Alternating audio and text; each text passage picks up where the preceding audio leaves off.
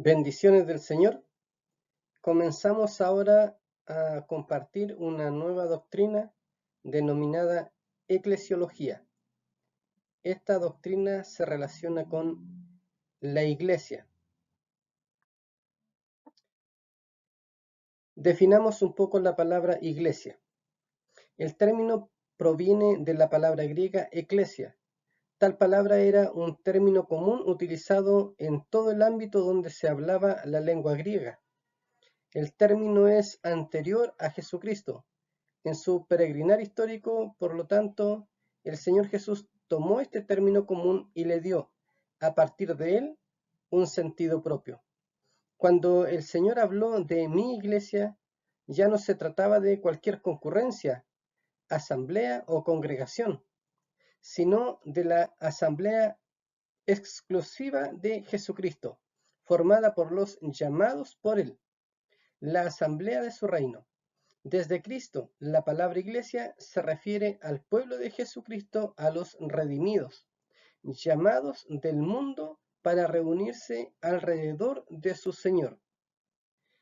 Esta palabrita llamados, tiene su base en el verbo kalein, que significa llamar. En el libro de Primera de Corintios, capítulo 1, versículo 9, leemos: Fiel es Dios, por el cual fuisteis llamados a la comunión con su Hijo Jesucristo, nuestro Señor. En el libro de Romanos, capítulo 1, versículo 6, leemos lo siguiente: entre las cuales estáis también vosotros, como iglesia, llamados a ser de Jesucristo. Entonces, la iglesia es una asamblea de personas, pero esta asamblea de personas reunidas tiene una cualidad especial: son llamados a ser de Jesucristo, su Señor, su Salvador, el Hijo de Dios. Y esto es un asunto de fe. El término iglesia, cuando en la actualidad muchos decimos vamos a la iglesia, pero usamos esa palabra iglesia refiriéndonos al lugar físico, al templo, la capilla en algunos lugares denominada, o el local, dependiendo la forma en que esa iglesia designe los edificios o estructuras donde ellos se reúnen. Hay una palabra que se denomina curiacón. Esta palabra se traduce como perteneciente al Señor, y en el periodo post-apostólico se usó para designar un edificio. En 1 de Corintios,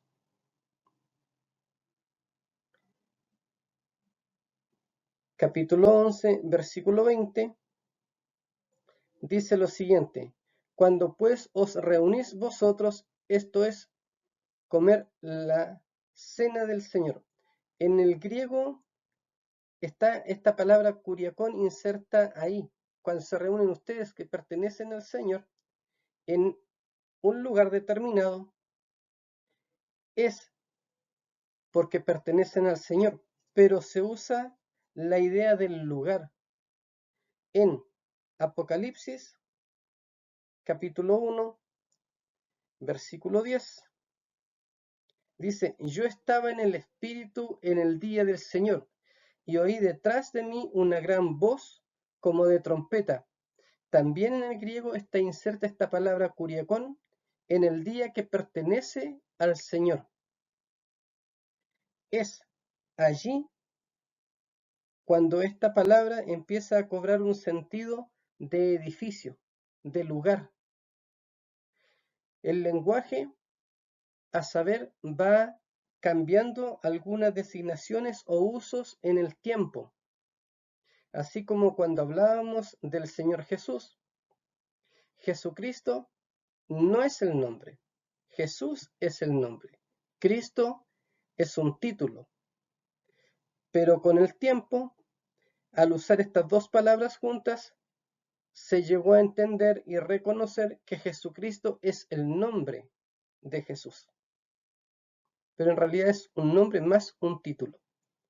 Acá la palabra curiacón, perteneciente al Señor, que se usaba para personas, empezó a tener el sentido de lugar, especialmente en el periodo posapostólicos, y es lo que nosotros también hoy en muchos lugares usamos para referirnos cuando nos preguntan ¿y a dónde vas? Voy a la iglesia.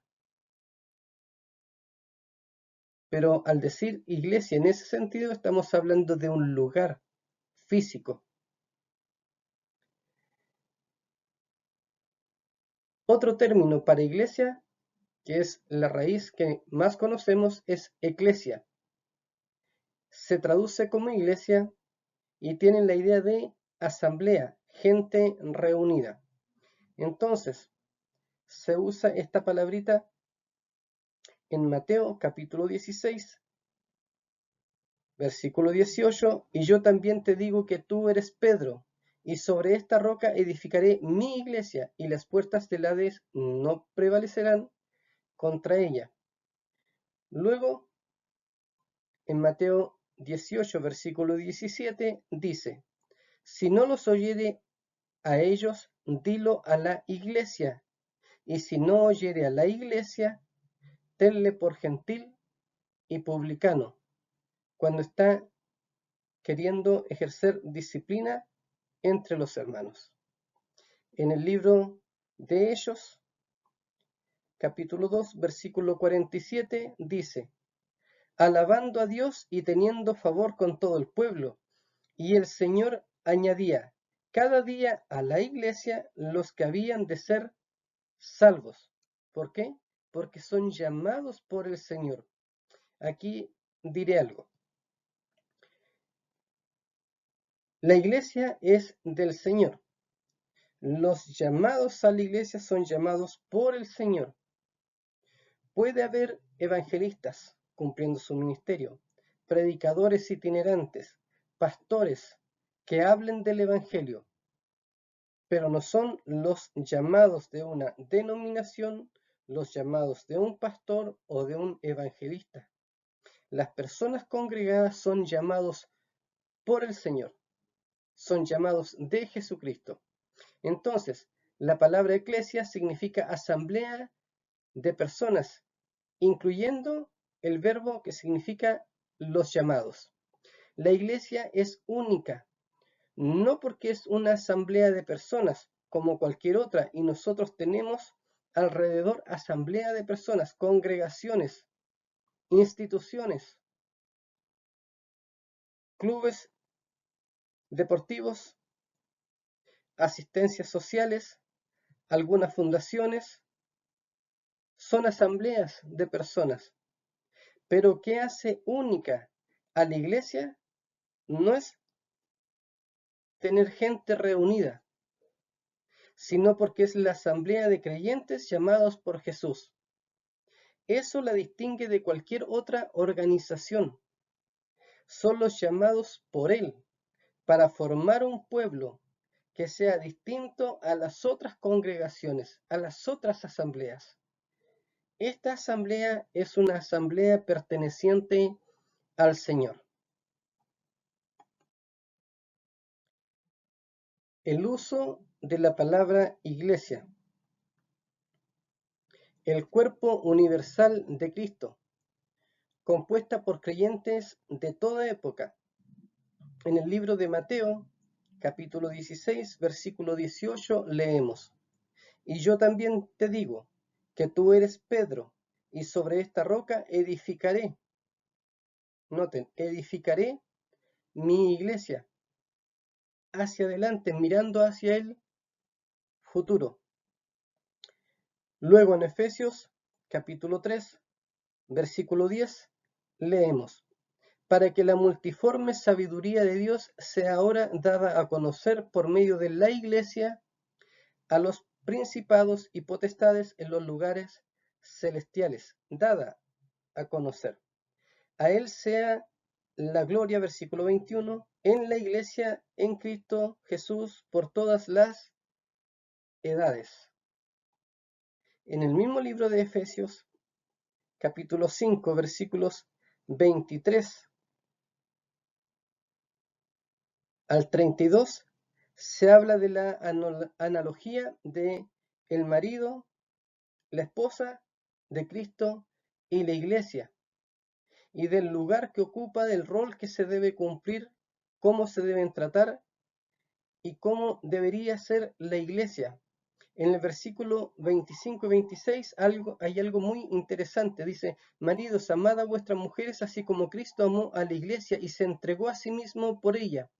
Ahora, cuando dice que Cristo se entregó por ella, habla del propósito que está en el versículo 26, para santificarla, habiéndola purificado por el lavamiento del agua por la palabra, a fin de presentársela a sí mismo una iglesia gloriosa, que no tuviese mancha ni arruga ni cosa semejante, sino que fuese santa y sin mancha. El propósito es que esta iglesia en adelante fuera presentada, pensando en futuro, en todas las edades, esta iglesia del Señor, estos llamados para honrar a Cristo, debían saberse bendecidos por la obra de Cristo, por ellos. Él se entregó, y se entregó para santificarla, para estar con ellas y luego presentársela a sí mismo de esa forma. Una iglesia pura. En Colosenses capítulo 1, versículo 18, leemos: y Él es la cabeza del cuerpo, que es la iglesia.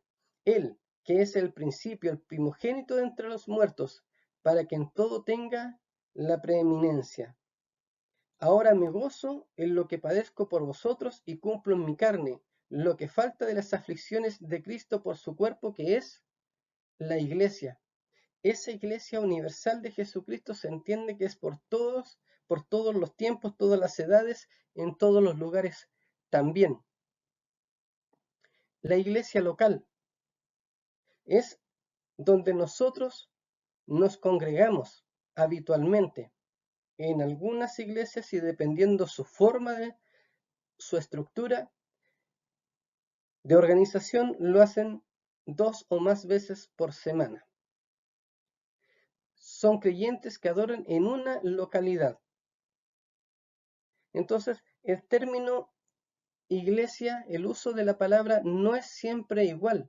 Depende del contexto y de lo que uno esté comentando con las otras personas. En el libro de Romanos, capítulo 16, versículo 1 dice: os recomiendo además nuestra hermana Febe, la cual es diaconisa de la iglesia en Cencrea. Está hablando de un lugar determinado llamado Cencrea. Es allí donde esta hermana Febe además era diaconisa, servidora en aquella congregación. En Colosenses, capítulo 4, versículo 16, dice: cuando esta carta haya sido leída entre vosotros, haced que también se lea en la iglesia de los laodicenses, y que la de Laodicea la leáis también vosotros, mencionando otras congregaciones. A eso se le denomina la iglesia local. Gálatas, capítulo 1, versículo 2, dice: y todos los hermanos que están conmigo a las iglesias de Galacia, estas iglesias que Pablo había visitado, y estaba enviando estas cartas a ese sector en las iglesias repartidas en la península. En el versículo 22 dice: y no era conocido de vista a las iglesias de Judea, que eran en Cristo. No solo se habla para el tiempo apostólico de iglesias en Galacia, también en las iglesias que están en Judea. Hay un versículo en el libro de Hechos, capítulo 14, 23, algo que Pablo hace, partiendo desde el versículo 22. Cuando Pablo visitaba o hacía esta ruta misionera, luego hacía un viaje de vuelta. Y en ese viaje de vuelta, el versículo 22 de Hechos 14 dice, confirmando los ánimos de los discípulos, exhortándoles a que permaneciesen en la fe y diciéndoles, es necesario que a través de muchas tribulaciones entremos en el reino de Dios. Y constituyeron ancianos en cada iglesia, y habiendo orado con ayunos, los encomendaron al Señor en quienes habían creído. Bien, cuando Pablo hace este viaje de vuelta, visitando nuevamente las iglesias que había fundado, entre comillas, él dice, los exhorta a que permanezcan en la fe. Una palabra de ánimo, una palabra de aliento, pero lo hace a nivel local. Y además constituye allí a algunos líderes de la iglesia para que puedan seguir trabajando en el desarrollo de la iglesia a nivel local. Otro uso, las iglesias en los hogares. Al no tener templo, los hogares sirvieron al propósito. Primera de Corintios 16, versículo 19 dice, las iglesias de Asia os saludan. Aquila y Priscila con la iglesia que está en su casa os saludan mucho en el Señor. Cuando habla de la iglesia que está en su casa, está hablando de personas. Ya revisamos el término curiacón, que su uso posterior fue hacia los edificios, hacia el lugar.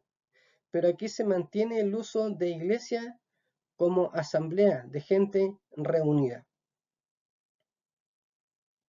Y la iglesia colectiva.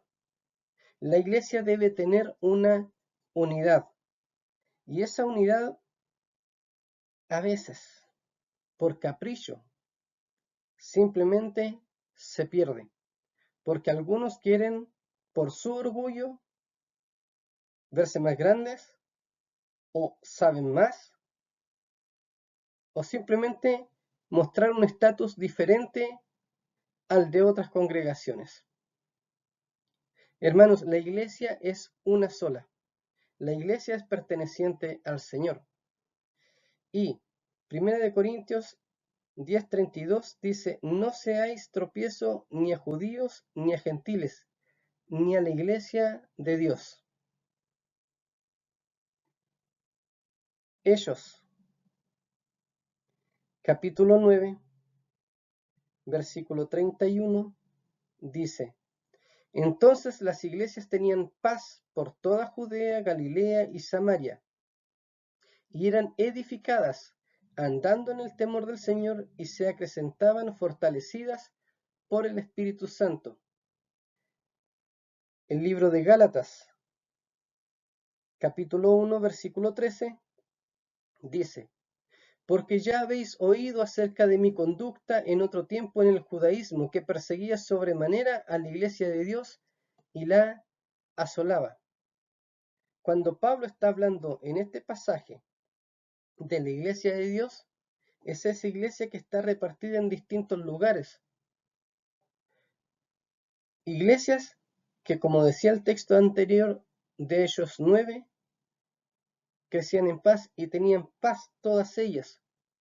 Entonces, la recomendación es, y sé que a algunos tal vez pueda resultar extraña esta recomendación, es tengan paz con sus iglesias vecinas.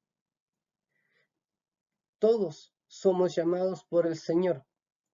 Todos somos dignos simplemente de la misericordia de Dios, del amor de Dios derramado en la cruz. No importa el letrero que tenga fuera, la predicación es salvos por gracia en el nombre de Jesús, en su persona y en su obra. Y eso trae unidad a la iglesia. Por lo tanto, nuestra oración debe ser esa, unidad para la iglesia de Cristo, porque eso será un testimonio poderoso hacia el no creyente. Y ahí la recomendación que leíamos, no sean tropiezos ni a judíos, ni a gentiles, ni a la iglesia de Cristo. No seamos tropiezos para que otros alcancen la bendición de Dios. dos aspectos relacionados con la iglesia. El primero es una institución. A muchos no les agrada la idea de tratar la iglesia como una institución, pero lo es. Es una institución formal, como cualquier otra asamblea mencionábamos antes. Depende de un estatuto jurídico, del que se desprende un reglamento interno, está ordenada jerárquicamente, tiene presidente, secretario, tesorero, algunos anexos, departamentos, organismos, y se desarrolla en un área determinada. Esta institución, generalmente, por lo menos acá en Chile, tiene personalidad jurídica. Puede ser privada o pública, reconocida por el Estado. Por lo tanto, es, en estricto orden, también una institución formal, y de esa forma está ordenada y debe presentar un orden muy bueno para que dé testimonio hacia el no creyente, hacia quien venga a hacer una revisión de cuentas de parte del Estado o algún organismo competente, mostrar todos los certificados que correspondan a una institución y hacerlo de manera ordenada y respetuosa. La iglesia es una institución, pero, como decíamos antes, no es cualquier asamblea, es una asamblea de los llamados por el Señor. Y por lo tanto, el otro aspecto de la iglesia es que es un organismo vivo. Su ser, el ser iglesia, depende del estímulo de vida presente en él, al que debe su existencia. Cada miembro del cuerpo debe cumplir con su función para el perfecto accionar de la totalidad del cuerpo, y como cualquier organismo, crece, se desarrolla o enferma. En algunos casos, en algunas localidades también podrían decir que muere, porque desaparece su accionar en aquel lugar. Ahora, como un organismo vivo, depende del estímulo de vida presente en él. Este organismo llamado iglesia depende de la vida, la vivificación, según Romanos 11, Romanos 8:11, del Espíritu Santo. Entonces, la iglesia, como institución formal, es ordenada jerárquicamente, pero su desarrollo, su vida, su ser, lo otorga la vivificación que el Espíritu Santo da. Esa bendición de Dios en Cristo para cada uno de los miembros de esa iglesia. Entonces, la vida de la iglesia no depende de qué tan organizada sea como institución, que es muy bueno que sea organizada. Depende del Espíritu Santo en ella, del accionar del Espíritu Santo en ella, para que glorifique a Jesucristo. La iglesia tiene un propósito, exaltar el nombre de Jesucristo, y eso lo hace con la fuerza, el impulso del Espíritu Santo. Cada miembro del cuerpo debe cumplir con su función para el perfecto accionar de la totalidad del cuerpo. Cada uno de nosotros es llamado por el Señor a salvación. Somos creyentes, en Cristo somos salvos. Pero en el congregarnos, en el estar formando parte de una iglesia local, somos llamados a cumplir una función, y cada uno de nosotros probablemente distinta a la del hermano. Una o dos más funciones, depende de las características personales y del don de Dios.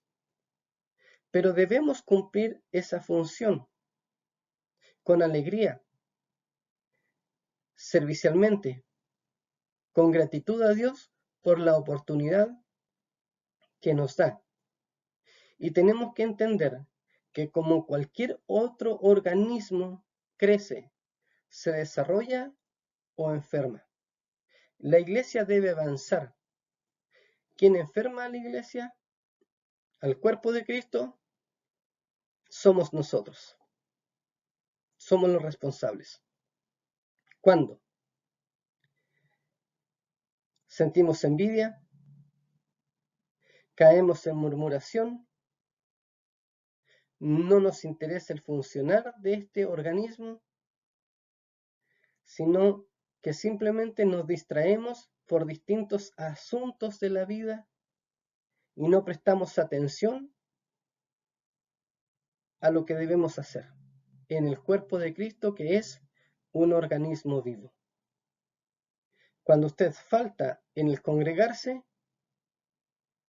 le está quitando fuerza a este organismo. Cuando usted menosprecia los ministerios que están dentro de la iglesia, le quita fuerza a este organismo. Es por eso que es importante la oración, es importante el congregarse, es importante la comunión, es importante la lectura y el estudio de la palabra, para que este organismo crezca y crezca fuerte, se desarrolle de manera natural. Hay muchos que están presentando planes de crecimiento. No está mal la idea, pero no se puede forzar el crecimiento de un organismo. Debe crecer cuando tiene todos los requisitos adecuados para su crecimiento.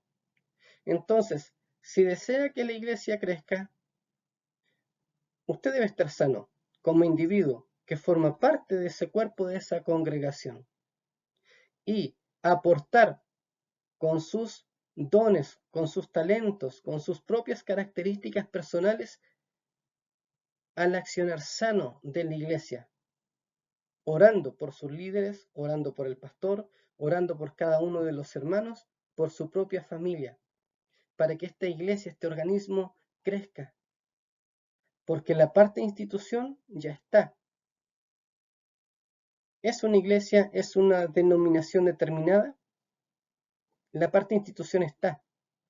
Pero como organismo, usted que está llegando a la iglesia, que ya forma parte hace años de esta congregación, debe estimular el crecimiento de manera sana. Hay algunos conceptos relacionados que también se deben conocer: doctrina, énfasis, gobierno local y práctica religiosa. La doctrina es el conjunto de creencias sobre las que basa la fe la iglesia local o denominación. Entonces, el cuerpo de doctrina, llámese también confesión de fe o artículos de fe, es lo que la mayoría de las iglesias creen. Y las iglesias conservadoras, prácticamente todas creemos lo mismo. La diferencia está en que el énfasis es el enfoque que cada iglesia considera más importante en el desarrollo de sus actividades, y ese énfasis depende de la doctrina. Se desprende de la doctrina, pero no en todas las iglesias es igual. Hay algunas iglesias que son más dedicadas al evangelismo, y está bien. Ese es su énfasis, pero su cuerpo doctrinal es el mismo que la otra iglesia vecina, que considera como énfasis importante el estudio de la palabra. Eso está bien. Y hay otra iglesia que considera importante la acción social, y está bien. Entonces, el problema y la lucha se da en que muchos hermanos defienden su énfasis, pero si conversaran un momento tranquilamente se darían cuenta que en el cuerpo doctrinal están creyendo exactamente lo mismo. Pero cada iglesia a nivel local es como una familia. No todas las familias son iguales, no todas las familias tienen la hora de comida a la misma hora reloj, pero lo importante es que son familia, lo importante es que hay comida en su mesa. Cada iglesia local es una familia y tiene un sello distintivo. Ese sello distintivo es el énfasis que cada iglesia tiene, pero el cuerpo doctrinal es compartido por muchas iglesias. Otro concepto es un gobierno local, y es la forma en que una congregación ordena y dirige asuntos internos. Y generalmente esto lo hacen en planificación, administración, delegación de autoridades dentro de la iglesia a nivel local. Y dicen, nuestra iglesia funciona de esta manera, y esas son reuniones internas. Luego está lo que es la práctica religiosa, que es lo observable de cada congregación en su quehacer cotidiano. Esto es lo que una persona cuando está de visita en una de sus reuniones públicas dice, ah, no, es que esta iglesia es así. Lo que está haciendo esa persona que ha ido de visita es decir lo que ella observó. La práctica religiosa es como ustedes ordenan su ritual, su forma de hacer culto, su forma de predicar, su forma de recibir a los hermanos, su forma de ser dentro de lo que es la reunión, el culto, el servicio, llámele de esa forma si gusta. Entonces, estos conceptos son cosas distintas dependiendo cada una de la otra, pero hay que saber separar, porque una cosa es gobierno local y no es doctrina. Es gobierno local, es forma de hacer las cosas. Ordena y dirige asuntos allí, pero no es doctrina. Entonces, tenemos que tener claro cuáles son nuestras doctrinas. En general, una iglesia conservadora es la Biblia es palabra de Dios, creemos en Dios Padre, Hijo y Espíritu Santo, el perdón de los pecados, la salvación, la resurrección, la vida eterna, y creemos que Cristo viene pronto. Entonces, cada iglesia está formada por los llamados de Jesucristo, porque Él agrega a la iglesia a los que han de ser salvos. Nosotros solo somos agentes comunicadores de su palabra. Y esa es la labor que nos queda, ir y predicar. La Iglesia Universal de Jesucristo, todos aquellos que han creído por distintas edades en el Señor como Salvador. Y hay una tarea para nosotros, y es mantener la unidad de la Iglesia. No seamos egoístas y oremos solo por nuestra congregación. Hay otras congregaciones que también necesitan que usted interceda ante Dios por ellos. El Señor les bendiga.